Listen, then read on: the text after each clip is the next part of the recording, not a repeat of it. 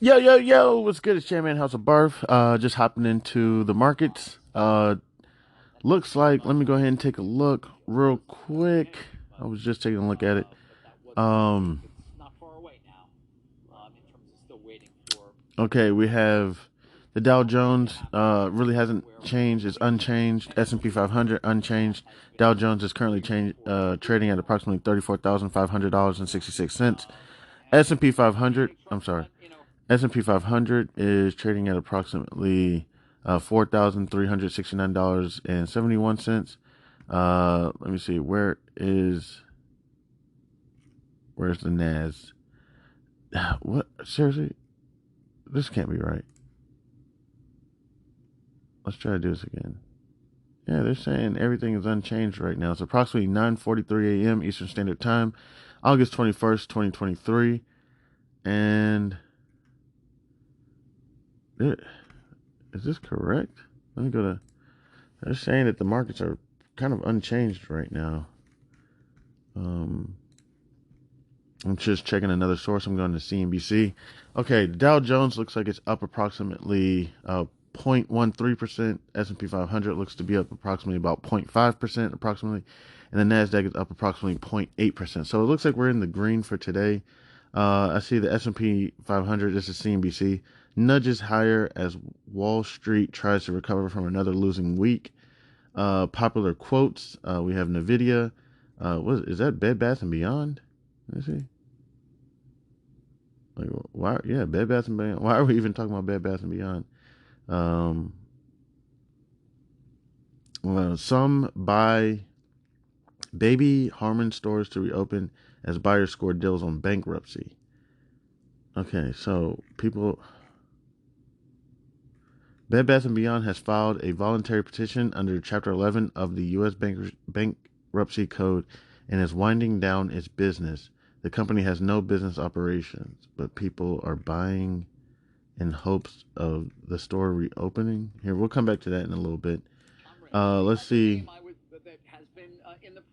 what CNBC is talking about.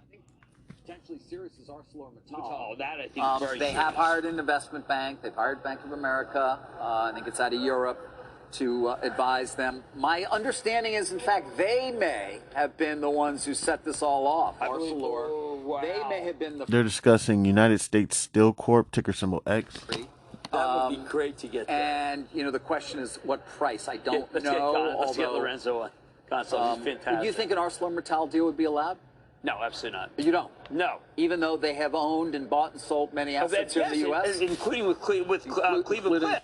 Oh, they changed it from the TD Ameritrade Network. Now it's the Schwab Network. Optimistic than the rest of the street. As Citi does. They're discussing Estee Lauder right now. But they actually have a higher price target. So it just comes down to sort of, I guess, where your time frames are and I guess how you feel about the space as a whole. So they go from 195 to 165, but they're neutral on the stock. Talks about the same type of things. They talk about an uncertain recovery path for the China region, which is pushing out a sales and earnings recovery. Again, This is so China specific now, even though Estee Lauder, we think of it as American brand, has American exposure, a sizable portion of the revenue is still overseas, particularly in China. Okay, so we'll keep up on the markets with that. Let me see if there's any other changes that I see going on that may be worth mentioning. We can see earnings reports. Do we have any earnings today that are worth mentioning? I'm just going down the list. BHP Group, Zoom Video. Okay, Zoom is reporting earnings today. I would like to take a look at that. I'm seeing if there's any other companies. I don't know all these companies, but just seeing if there's any worth mentioning. Grupo Financio, don't know them. Lufax Holding. Quai Food Technology, don't know them. But I'll take a look at all these. Canadian Solar. Let's see any IPOs coming out. 6 IPOs today. We have, what are the 6? We have A and L. Oh, they're not even giving me their information. Supposedly going to open around $22 to $26. Ticker symbol FMSTU. Going to open up around $5 to $6. They say they have 6, but I don't see the rest. Let's see. Skills Inc. Skills shares are trading higher after the company's board authorized a $65 million share repurchase program. Okay, I'll write that. I don't even know who Skills is, but we'll take a look at that. There was a couple other companies I want to take a look at and look at some more. Atom, with ticker symbol ATOM for Atomera, seeing what they're up to, see if they're still bullshitting. Roblox. I've stated it before. I'm always buying Roblox at the store, so maybe it's time that I get some ownership. CrowdStrike Holdings, shares of cybersecurity stocks, I think they mean stocks, are trading higher after Palo Alto Networks reported strong quarterly results. Okay, ticker symbol CRWD, cybersecurity. Okay, I'll write that down. We'll take a look at them. Endeavor PLC, Endeavor shares are trading higher after the company reached an agreement regarding antitrust litigation claims. Okay, I don't know anything about this company either. But we'll keep looking around. Walmart, what do they talk? Walmart is what Citi raised Walmart's price target from 180, rate to 180 from 174. Okay, sometimes I can't just. I wish they would reverse those words sometimes because I see them do that a lot. When they say Citi rose Walmart's price from 174 to 180 instead of saying to 180 from 174, it confuses me for a split second. Then I'm like, oh, okay, I see what they're saying. Crystal Biotech shares are trading higher after the company sold its rare pediatric disease priority review voucher for $100 million. So I'll write that down as KRYS. Take a look at them. There's much more news going on. I could keep going. Turkcell, Litazmine shares. What's this? So we'll take a look at these. Oh, it's only a few more. Okay, it's not that much more. Okay, so Eschenet shares are trading higher after the analyst Jefferies upgraded their rating of the stock to buy and announced an 84 price target. Currently, Eschenet is trading on the ticker symbol GOLF and is trading around approximately $57.12. It is approximately 9:50 a.m. Eastern Standard Time, August 21st, 2023. Then we have Turkcell. I'm just writing down these tickers. VMare shares, VMW, and Turkcell is ticker symbol TKC. Palo Alto Networks, ticker symbol PANW. Take a look at them. Also, XPeng shares, ticker symbol XPEV.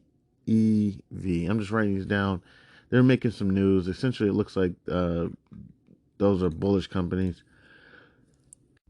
Okay. Let me see. I just want to see live news.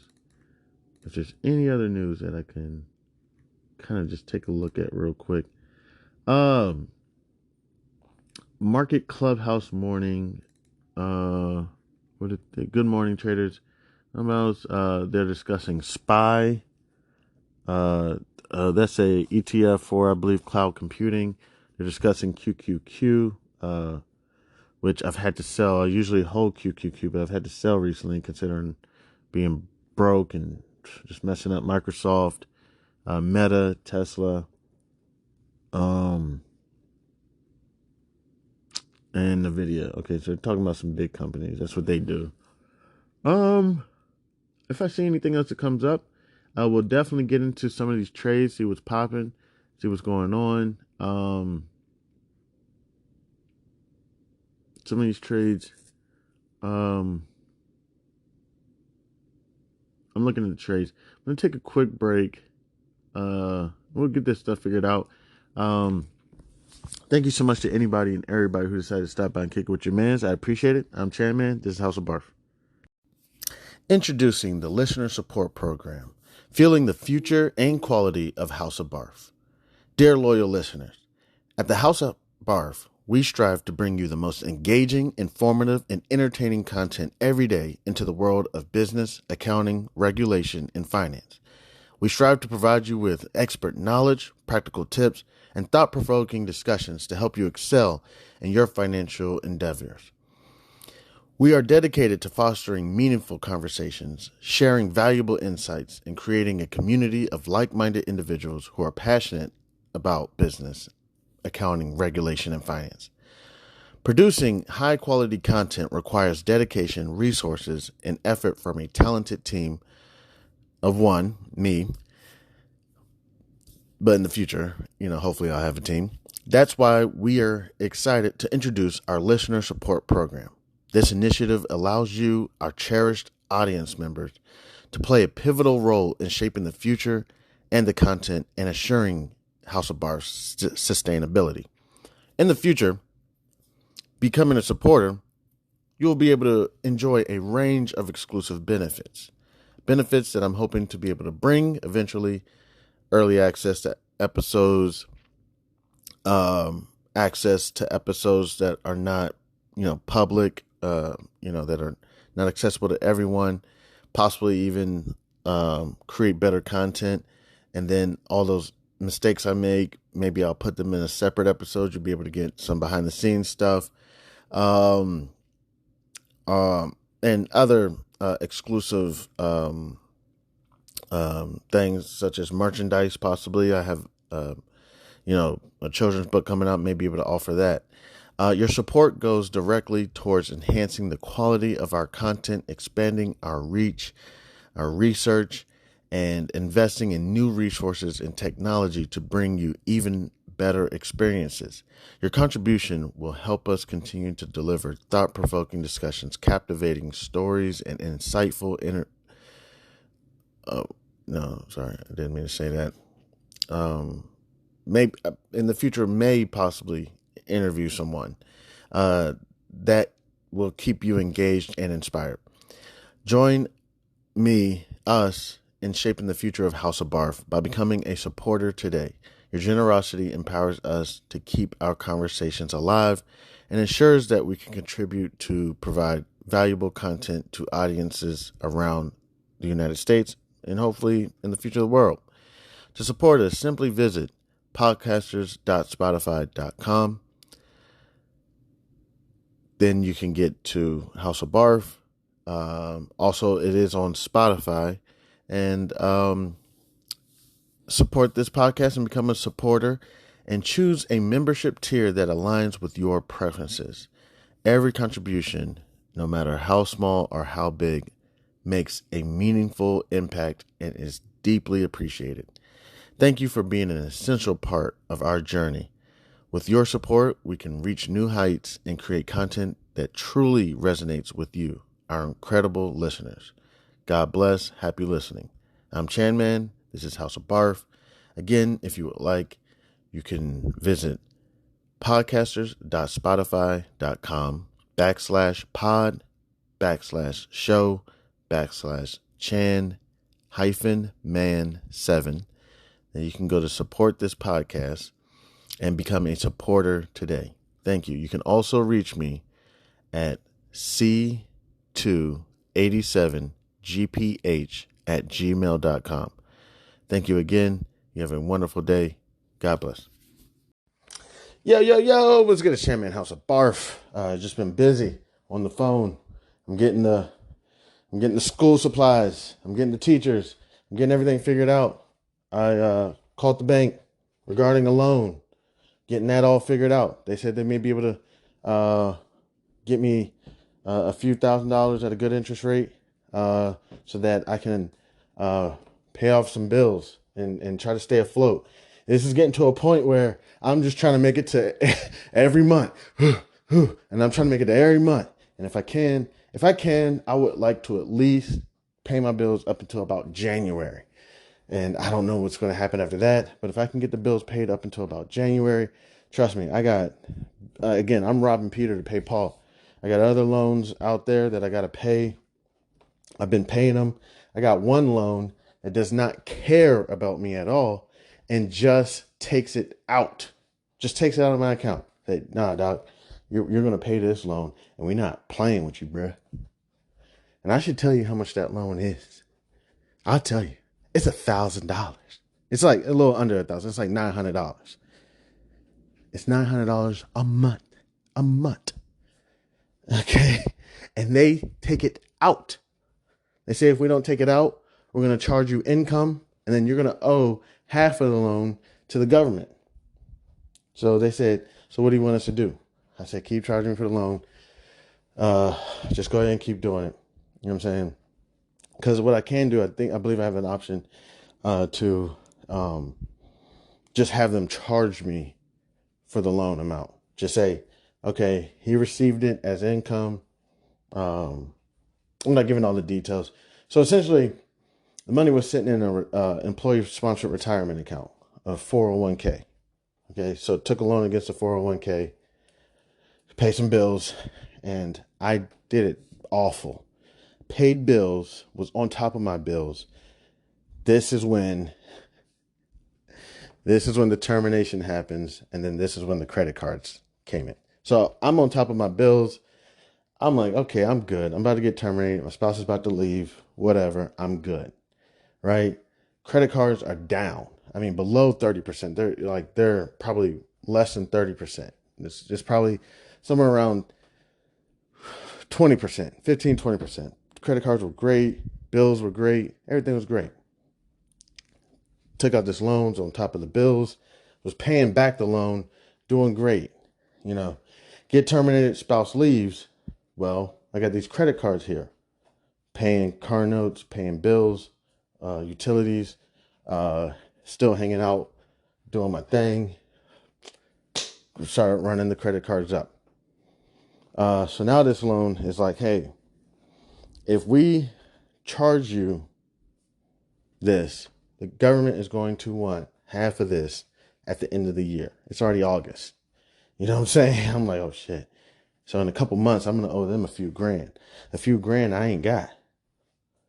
You know? So I'm like, you know what? I'm going to keep paying on the loan. Okay? No. Do they give me the option to pay them when I want to pay them? No. They say, okay, sure. They link themselves up to my bank account. I'm just thinking this is an easy way for me to pay them when it comes time. No, they linked me up so that they could pull the money out, whether it's there or not. I came to my account one day, minus $900. I said, oh my gosh. Oh my gosh. What just happened? What just happened? $900 left my account. Next thing I know, I see the name of the loan company. I said, damn, it's like that. I was going to pay y'all. Yeah, I was actually just thinking about y'all. You know, I didn't realize you were going to do it like that. You know what I'm saying? Like, they're just going to take it out. So, working on that, working with the loan company that I'm working with right now that said they can help me out. I really want to say the name of them. I'm not sure if it's proper or not. But fantastic company. They have their ups and their downs. There was moments when they were stellar. There was moments when they kind of fell off a little bit. But just speaking with them again, they're like, hey, Mr. Hayes, you've been with us for years. You've sent so much money to us. You got credit cards with us. You pay your credit cards typically. You got other policies with us. You know what I'm saying? We fool with you. The only thing I really don't have with them is my house. Because there was another bank that gave me a great deal. But now this bank is acting like some jerks with this PMI. And they're like, it's not our fault. It's what you agreed to. I'm like, no. This was supposed to last 3 years. Y'all said that. And now you're talking about 30 years? I'm trying to get this principal down. I'm trying to get out of this, man. This is not cool. That MPI, whatever it is 1/4 of my mortgage payment. I thought I was going to come off. And they're like, so now I may have to look for another bank to refinance my house at a higher interest rate to get rid of a $400 payment. And it's like, interest rates now, what, 9,000? So I may end up having to pay more. I'm not sure. I have to talk to the banks. That's why I got to call them. Always call the people. There's a lot of people who try to avoid. This is, okay, one thing I love about finances. So between 18 and about 26, and we're going to get to these markets real quick. Between 18 and 26, yeah, you're getting out financial advice or whatever. You know, you're in the financial industry. Yeah, life insurance. Yeah, we could talk about life insurance.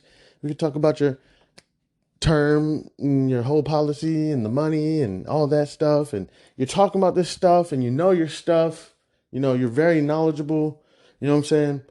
And I can kind of understand now where people are like, Chan, we support you, but you are a youngin'. You know what I'm saying? You really don't understand. Now I'm getting older. I'm kind of like, wow. You know what I'm saying? Between 18, it wasn't that you're giving bad advice or anything. It's you're giving great advice. But great advice, no offense, is sometimes not a reality. Sometimes that's not what's going on. Sometimes grandma's sick. Sometimes Chan Man loses his job. Sometimes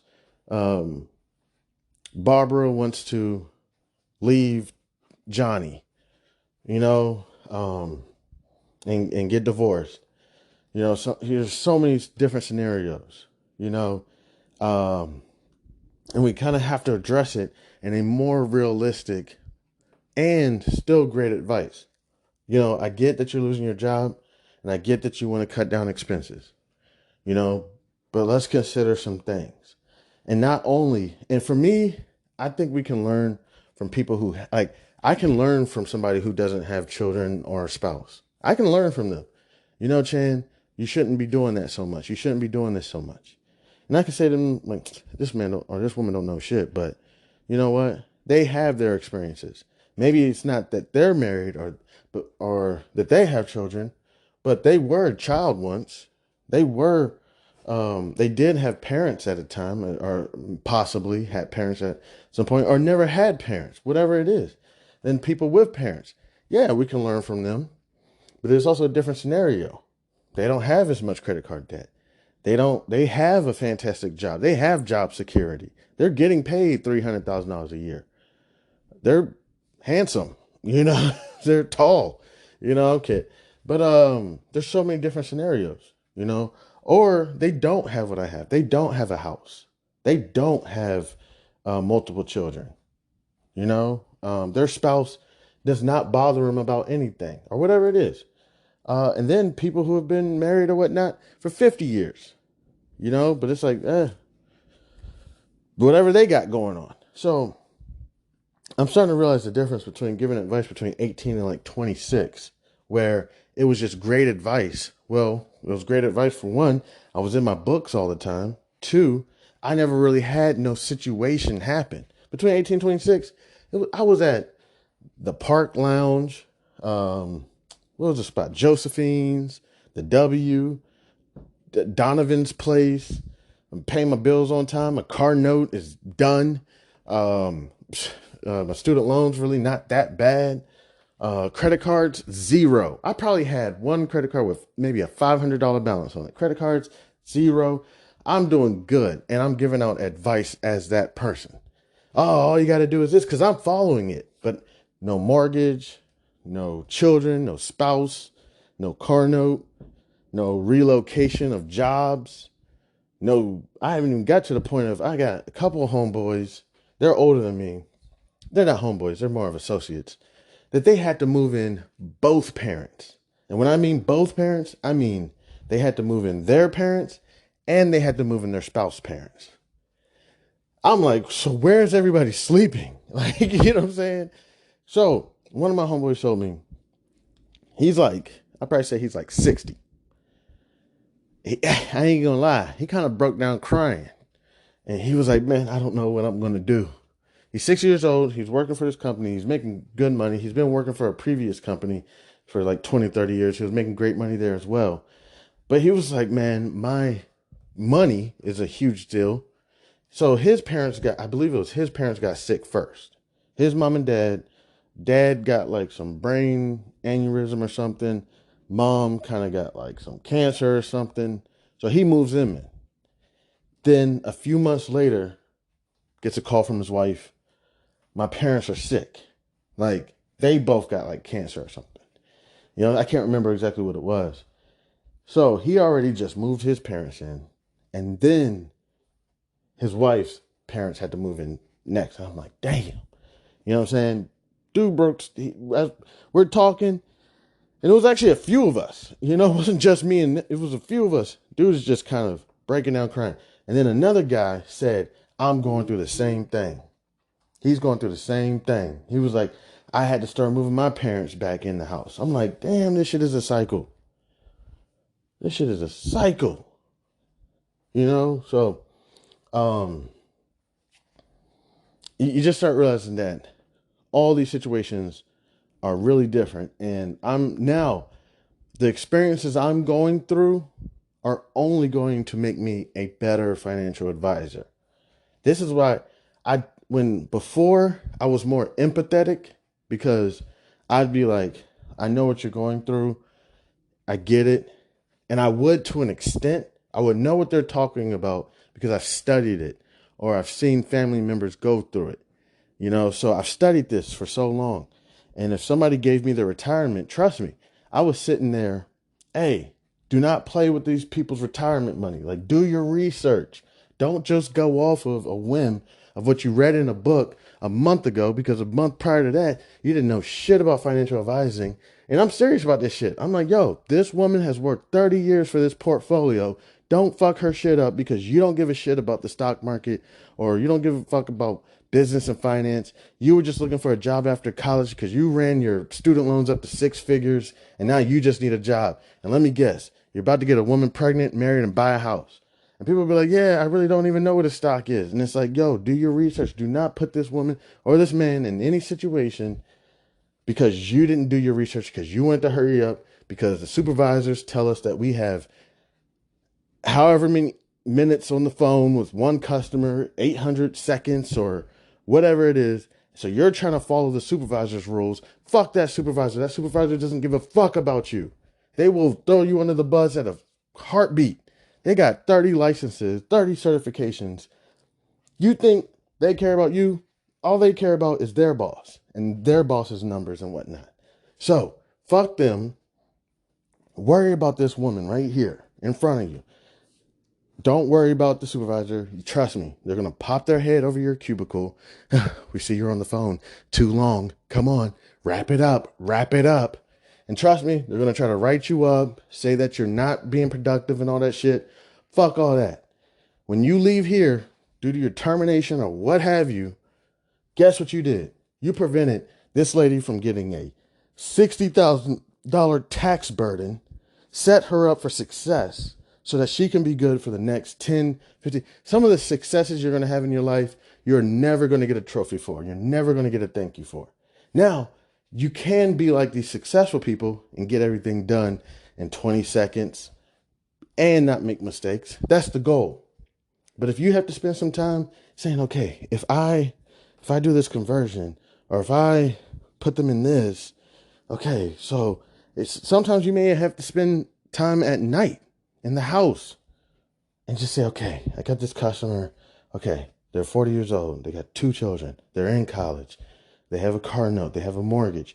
They want to put this in some type of mutual fund, or they want to take the money out or something. Okay, so how do I do this without causing a huge burden for this customer? Okay, look up all the rules. Okay, let me see. 401k penalties, taxes. All right, so she's going to get a 59.5 tax penalty. Then she could get taxed from the feds at 21%. Then she could get, and if this goes through and we make a mistake and then she needs to reverse it, is there a possibility to reverse it? You got to look up those rules. And then when you go talk to the customer, you say, hey, look, this is everything I found. I know yesterday when we talked, I didn't have all my information together. Did a lot of research last night, over the night. This is what I came up with. This is what I think is a great option for you. And let's just go over it. And then I have 2 other options that we can go over. And then I can also reach out to any colleagues to see if there's anything that they can put in.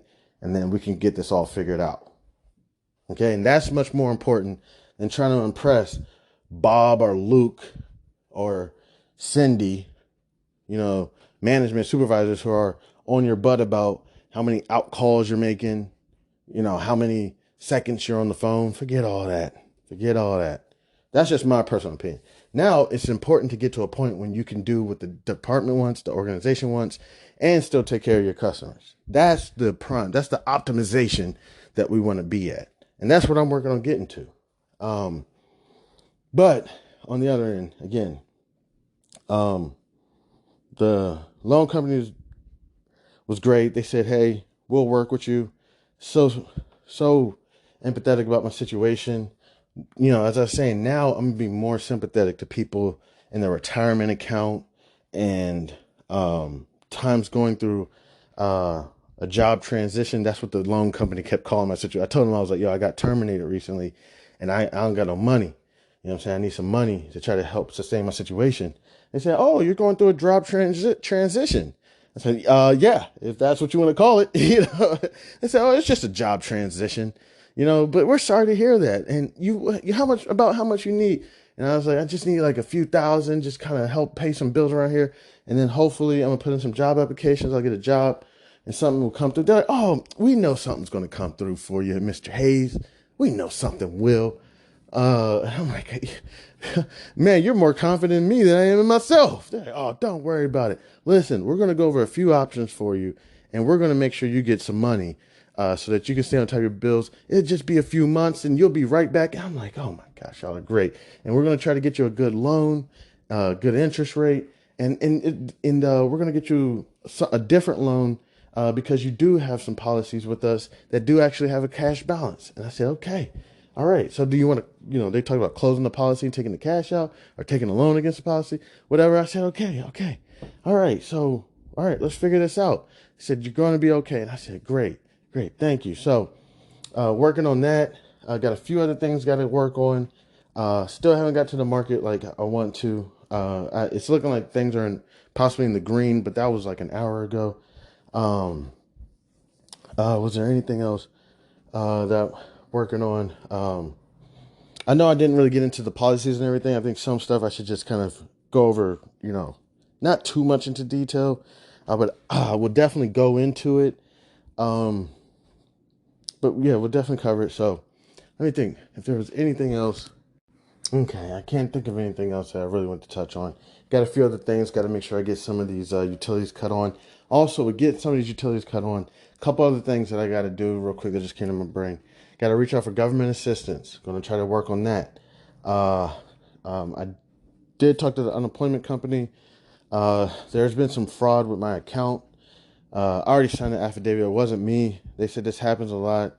While people are working, they'll file for unemployment in their name. It never gets found out because typically people don't lose their jobs. Not typically people don't lose their jobs, but a lot of times people don't lose their jobs. And then guess what? They lose their job and then they call unemployment. And some jerk has been taking unemployment out under your name. I'm not sure if all these are the facts, but they say this does happen. So to an extent, it's kind of a good thing you lost your job. It's like, what? Because now we found out that there's been some fraud under your name. And it's like, come on, we got to get this shit together. You know what I'm saying? Like, why in the world are people just thieves? Thieves. And I truly hope it was nobody close to me. I truly hope. It's like, please, man. But they said they can't really talk about it. So I got to call them up and then also see if I can get government assistance for other things, food and supplements, health insurance and whatnot, and just get this all figured out. So that's a few things I'm going to be working on. Thank you so much to anybody and everybody who decided to take time out of their wonderful day to come kick it with me. I appreciate it. We're going to get into these markets. Seriously, we're going to get into these markets. Just got a whole lot going on. Got to get ready to fill out, as I said, got to fill out for this loan application. Got to try to pay some bills. Get this all figured out. So again, I want to thank anybody and everybody who decided to stop by. I appreciate it. I'm Chairman, and this is House of Barf. I am thrilled to introduce you to an exciting new storybook journey that I believe will capture your imagination. Allow me to present Langston Mankson's Coolamade Stand Adventure, a compelling short story that promises to transport you to a world of interest, excitement, and learning. The title of the book is Langston Mankson's Coolamade Stand Adventure by Chandler Hayes. In a world of colorful imagination and captivating stories, a new children's book has emerged to empower our young minds with crucial life lessons, life skills, and financial literacy. Langston Mankson's Kool-Aid Stand Adventure is a cheering short story written by a talented black author who understands the importance of equipping our youth in the early stages of life with the tools they need to navigate the realm of money, savings, and smart choices. Meet Langston Mankson and his imaginary best friend, Zonky, a pink elephant, two curious souls who embark on an adventure around the vibrant landscape of Wichita, Kansas, where Langston Mankson sets out to accomplish multiple goals and is met with obstacles that he must overcome. Langston Mankson and Zonky discover valuable lessons of talking about finances in the home in order to gain knowledge. Langston Mankson, with a little bit of confidence, the guidance of supportive parents, the help of community members like Mr. Tiller, and his imaginary best friend Zonky, Langston Mankson learns about the value of money and how to save, the importance of making thoughtful spending decisions, the significance of thinking outside the box when met with challenges with money, and the joys of sharing with others. Through relatable experiences and engaging storytelling, young readers are introduced to the fundamental concepts of money, such as earning, saving, and spending responsibly. Langston Mankson set savings goals, teaching children the importance of planning for future needs and dreams. The book celebrates diversity and the different perspectives on money, shedding light on its role in different people's lives. The characters' interactions emphasize the joys of serving others, the gift of sharing, and making a positive impact in their community. The pages of Langston Mankson's Kool-Aid Stand Adventure come to life with vibrant illustrations. The colorful and imaginative visuals not only captivate young readers, but also enhance their understanding of complex financial concepts. Langston Mankson's Kool-Aid Stand Adventure is coming soon to bookstores and online realtors. It is a must-have addition to any child's library, fostering essential life skills while sparking the joy of reading. Empower the young minds in your life with the gift of financial literacy and imagination. Join Langston Mankson, Zonky, family, and friends on their extraordinary journey of running a drink stand to set them on the path of a brighter future. Your opinion means a great deal to me. I would be honored if you would consider exploring Langston Mankson's Kool-Aid Stand Adventure and sharing your thoughts. Your feedback could play an invaluable role in shaping the future of this project. If you have any questions, comments, or would like to discuss the book further, please don't hesitate to reach out to me. Your support in spreading the word about Langston Mankson's Kool-Aid Stand Adventure would mean the world to me, and I deeply appreciate your consideration. I am a passionate advocate for financial literacy. Me, Chandler Hayes, and am excited to join the community of storytellers.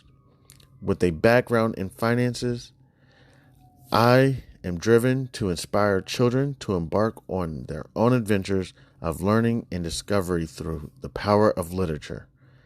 Langston Mankson's Kool-Aid Stand Adventure is a heartfelt endeavor to promote financial literacy in a fun and accessible way. As a Black author, I'm committed to providing children of all backgrounds with the tools for success, and I am proud to contribute to a more financially informed generation.